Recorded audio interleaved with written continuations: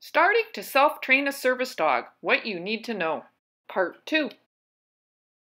2. Resources needed. True or false? You need a support system or team to raise and train a service dog. True. Like raising a child, no one can successfully raise a service dog on their own. It takes a community. Everyone needs help from others. You will need to build your support team. Let's look at the 6 areas you need to successfully raise and train your own service dog. 1. Do you have or can you build a support system for you and your dog? You'll need physical, emotional, and medical support. 2. Do you have or can you attain the financial resources to maintain a dog? Food, vet, grooming, exercise, initial training, equipment, emergency, and a replacement dog if necessary. 3. Transportation for you and your dog to travel wherever is needed for training in public. 4. The mental, physical, and emotional resources to get help with higher level training and to maintain your dog's training. 5. Can you access organizations that can provide information to you? Here are 3 organizations that you can access on the internet.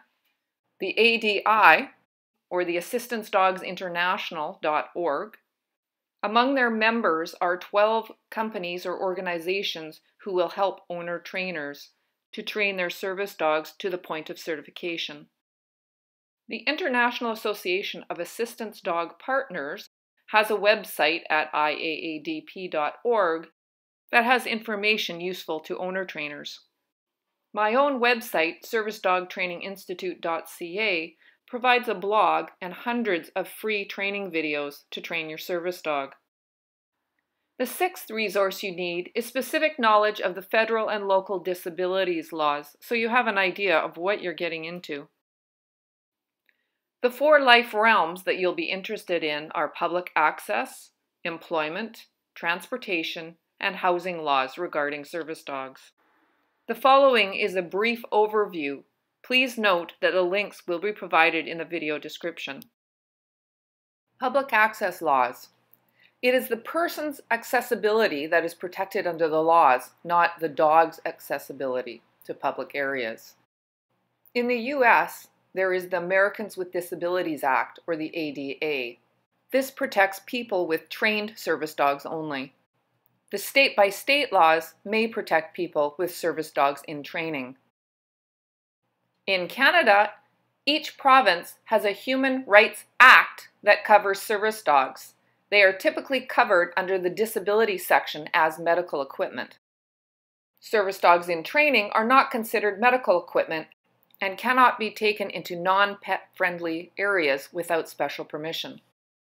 3 provinces have a way for owner trainers and trained service dogs coming in from out of province to certify their dog: BC, Alberta, and Nova Scotia. Here are some general public access law points. All legitimate certifying bodies will require an in-person test as well as forms filled out by your doctor and veterinarian. If you choose to certify your service dog, you can usually expect to have it spayed or neutered before the test. Your service dog must follow local laws regarding licensing and vaccinations relevant in your area. When traveling to other countries, their service dog laws apply to your service dog. Research them before you go.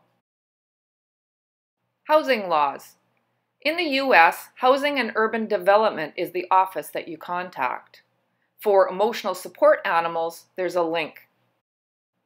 In Canada, the laws vary by province. Unless certified, a service dog or service dog in training may be considered a pet.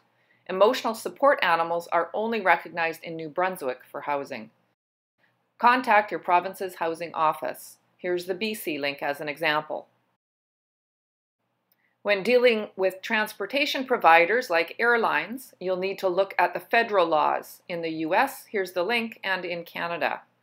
Your dog may need to travel as an emotional support animal if she or he is not yet fully trained and you qualify to need an ESA. Check each airline for their specific requirements. If you're attending a private university or need a service dog at your place of employment, these do not fall under public access laws. Instead, ask Jan at the phone number or the link in the US.